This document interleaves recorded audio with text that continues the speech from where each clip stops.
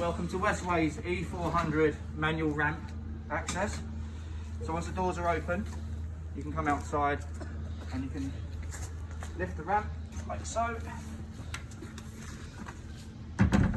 And you can adjust the height from the cab if you needed for the curb height. Once the person's on in the wheelchair, you can then inform them that they need to be facing backwards against the support. I'll show you the support.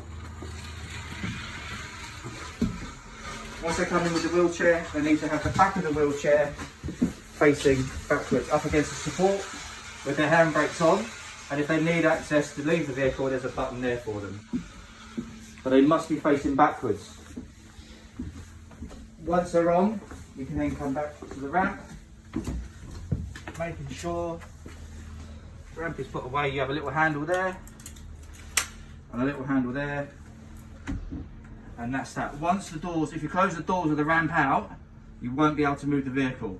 You have a display on the dash which tells you you cannot move once the vehicle's in drive.